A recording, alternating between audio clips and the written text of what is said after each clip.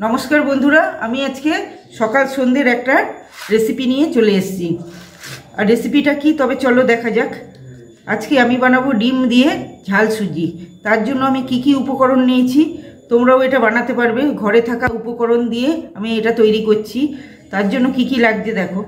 एखाने आमी एक पैकेट सुजी निये नियेछि, किछुटा गाजर कुचिए रेखेछि, एखाने किछुटा कड़ाईशुटी, एटा एकटा मिडियाम साइजेर आलू नियेछि, একটা টমেটো, এখানে ফুলকপি নিয়েছি কিছুটা, আর তার সাথে আরো কিছু উপকরণ আছে। এখানে দেখো পেঁয়াজ কুচিয়ে রেখেছি দুটো, কিছুটা আদা কুচানো, আর এখানে একটু রসুন নিয়ে নিয়েছি কুচিয়ে, 10-12টা কাঁচা লঙ্কা, একটু কারি পাতা আর দুটো ডিম এখানে নিয়ে নিয়েছি। এবার তবে চলো রান্নার দিকে আমি ফিরে যাচ্ছি। ডিমের ঝাল সুজি বানাবার জন্য প্রথমে আমি শুকনো কড়াইতে আমি সুজিটাকে টেলে নিচ্ছি। একটু সুজিটা একটু ভালো করে ভাজা ভাজা করে নিচ্ছি, যতক্ষণ না সুজিটা একটু ঝরঝরে মতো হচ্ছে। পুরো ভাজতে ভাজতে একটু সুজিটা একটু শুকনো মতো ঝরঝরে হয়ে যাবে, ততক্ষণ আমি এটাকে ভালো করে নাড়াচাড়া করে নিচ্ছি। এটা নাড়াচাড়া করে নিয়ে তারপরে আমি ফিরে আসছি। এবার আমি কড়াইতে সুজিটা ভাজা হয়ে গেছে, এবার কড়াইতে অল্প পরিমাণে একটু তেল দিয়ে আমি ডিমটাকে একটুখানি ভুজিয়া বানিয়ে নিচ্ছি। সামান্য একটু নুন দিয়ে দিচ্ছি এর সাথে, ভালো করে এইভাবে ভেঙে চুড়ে একদম ভুজিয়া করে দিচ্ছি ডিমটাকে। ডিমটাকে আমি ভুজিয়া করে তুলে নিলাম কড়াইয়ের থেকে। এবারে তবে দেখতে থাকো আমি কি করে এই ঝাল সুজিটা তৈরি করছি। ওখানে আমি কড়াইতে সাদা তেল দিয়ে দিয়েছি কিছুটা, এবারে দিয়ে দিচ্ছি সর্ষে ফোড়ন, দুটো শুকনো লঙ্কা, 3টে শুকনো লঙ্কা এখানে দিয়ে দিলাম।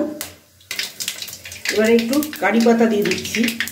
কারি পাতাটা এখন ঝরে যাওয়ার সময় হয়ে গেছে, তাই একটু লালচে মতো হয়ে গেছে, তাও একটু সেন্ট হবে, তাই আমি এটা দিয়ে দিলাম এর মধ্যে। এবারে রসুনের কিমাগুলোকে দিয়ে দিচ্ছি, আদা কুচি দিয়ে দিলাম, পেঁয়াজ আর কাঁচা লঙ্কাটাকেও এর মধ্যে দিয়ে দিলাম। দিয়ে খুব ভালো করে এটাকে ভালো করে ভাজা ভাজা করে নেবো, একটু লালচে মতো করে। রসুনগুলো বেশ লালচে মতো হয়ে গেছে, এটা আর একটুখানি নাড়াচাড়া করে নিচ্ছি। করে নিয়ে আমি যে সবজিগুলো কেটেছি, এবার সবজিগুলো একসাথে অ্যাটাচ করে দিয়ে দিচ্ছি। প্রথমে আলুটা দিয়ে দিলাম, ফুলকপি, গাজর আর কড়াইশুঁটিটাকে এর মধ্যে দিয়ে দিলাম। দিয়ে একটু নাড়াচাড়া করে নিচ্ছি ভালো করে। এবার দিয়ে দেবো পরিমাণ মতো একটু নুন। নুন আর ঝালটা একদম নিজেদের স্বাদ মতো তোমরাও দেবে। এবার আমি টমেটোটাকেও দিয়ে দিচ্ছি এর মধ্যে। এবার খুব ভালো করে এটাকে নাড়াচাড়া করে নেব। বেশ কিছুক্ষণ এটাকে ভেজে নিয়ে তারপরে ফিরে আসছি। এখানে সমস্ত সবজিগুলোকে আমি ভেজে নিয়েছি। আর তোমাদের কাছে যদি আরও কিছু সবজি থাকে, এখানে ক্যাপসিকাম আর বিনস থাকে, তোমরা এর মধ্যে কিন্তু অ্যাড করে দিতে পারো। আর এখানে সমস্ত সবজিগুলো ভালো করে ভাজা হয়ে গেছে, সেদ্ধও হয়ে গেছে। এবার আমি ভেজে রাখা সুজিটাকে এর মধ্যে আস্তে আস্তে দিয়ে দিলাম। দিয়ে খুব ভালো করে একটু নাড়াচাড়া করে নিচ্ছি এর সাথে। এবার আস্তে আস্তে আমি অল্প অল্প জল দিতে থাকবো।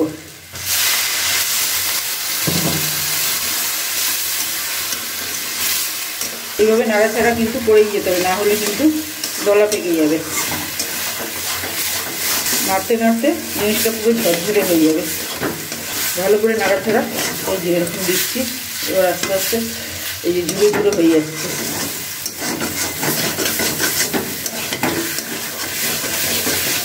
যতক্ষণ না ঝরঝরে হবে এইভাবে নাড়াচাড়া করে যেতে হবে, কিন্তু যত নাড়া হবে তত ঝরঝরে হবে। দেখতেই পাচ্ছ আস্তে আস্তে ঝরঝরে হতে রয়েছে। এটা কিছুক্ষণ নেড়ে চেড়ে নিয়ে আবার ফিরে আসছি। বেশ কিছুক্ষণ নাড়াচাড়া করে নিয়েছি, দেখো আস্তে আস্তে কিন্তু এটা একদম ঝরঝরে হয়ে যাচ্ছে। এবারে আমি ভেজে রাখা ডিমের ভুজিয়াটাকে দিয়ে দিচ্ছি এর সাথে।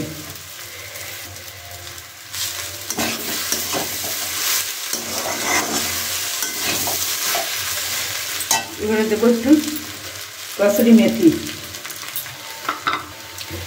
দিয়ে আবার একটু নাড়াচাড়া করছি। যতক্ষণ না পুরোপুরি ঝরঝরে হচ্ছে কিন্তু নাড়াচাড়া করে যেতে হবে। যত ঠান্ডা হবে কিন্তু এটা আরও ঝরঝরে হয়ে যাবে। এবারে কিছুটা ধনেপাতা কুচি দিচ্ছি,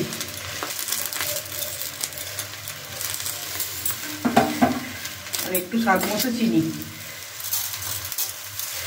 এবার দিয়ে খুব ভালো করে নাড়াচাড়া করে নিচ্ছি, চিনিটাকে মিশিয়ে নেব। দেখতে যে কি হয়েছে, আর দুর্দান্ত একটা সুগন্ধ বেরিয়েছে, পুরো ঝরঝরে হয়ে আসছে, দেখতে পাচ্ছ। আমার রেসিপিটা প্রায় কমপ্লিট হয়ে গেছে, আমি একটু নাড়াচাড়া করেই এটাকে নামিয়ে দিচ্ছি। তো বন্ধুরা, আমার ঝাল সুজিটা কমপ্লিট হয়ে গেছে, আমি নামিয়ে নিয়ে চলে এসেছি, একটা প্লেটে ঢেলে নিয়েছি। তোমরা দেখতেই পাচ্ছ কালারটাও যেরকম দুর্দান্ত হয়েছে, খেতেও কিন্তু দুর্দান্ত হয়েছে। তাই তোমরা অবশ্যই বাড়িতে ট্রাই করবে। আমার ভিডিওটা যদি ভালো লেগে থাকে লাইক, কমেন্ট, শেয়ার এবং সাবস্ক্রাইব করে দেবে। দেখা হচ্ছে আবার অন্য কোনো ভিডিওতে। ততক্ষণ তোমরা ভালো থেকো, সুস্থ থেকো।